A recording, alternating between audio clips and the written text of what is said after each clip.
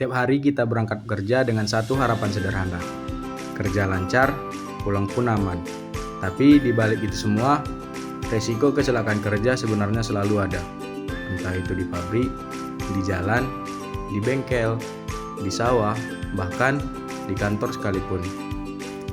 Dan karena itulah BPJS Ketenagakerjaan punya program yang namanya Jaminan Kecelakaan Kerja atau JKK.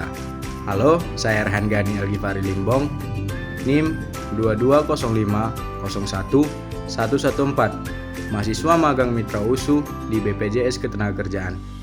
Di video ini saya bakal bahas JKK lebih dalam. Bukan cuma sekedar pengertian, tapi juga manfaatnya, iurannya, cara klaimnya, sampai mitos dan fakta yang sering salah dipahami. Jadi, JKK itu sebenarnya perlindungan buat pekerja kalau mengalami kecelakaan kerja, yaitu kejadian yang berhubungan langsung dengan pekerjaan, termasuk kecelakaan saat berangkat dari rumah ke tempat kerja, ataupun sebaliknya, lewat jalur yang wajar. Bahkan penyakit yang muncul karena pekerjaan juga ditanggung, dan ini dikenal dengan istilah penyakit akibat kerja atau PAK. Contohnya, gangguan paru-paru karena debu atau bahan kimia, pendengaran terganggu karena bising, atau pegal dan cedera otot karena posisi kerja yang gak ergonomis.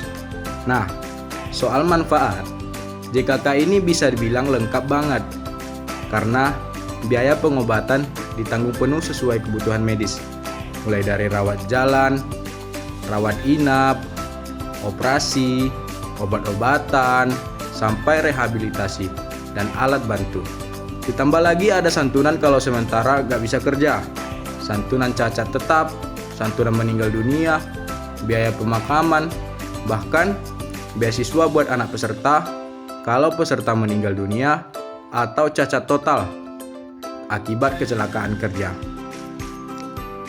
Dari sisi iuran, kalau pekerja penerima upah atau PU, iuran JKK ini dibayar oleh perusahaan. Besarannya beda-beda tergantung tingkat resiko usaha, jadi pekerja nggak dipotong gajinya.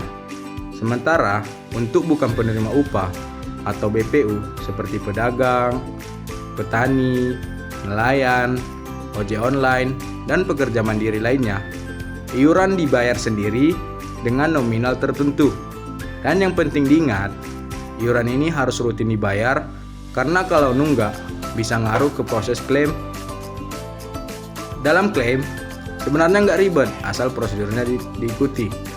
Mulai dari melaporkan kejadian kecelakaan atau langsung ke BPJS, ngisi formulir laporan, nyiapin kartu peserta, KTP, surat keterangan dokter, dan dokumen pendukung lainnya.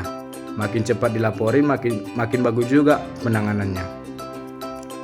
Biar kebayang, misalnya ada kasus si Adam, montir bengkel motor, yang tangannya cedera saat lagi benerin motor pelanggan.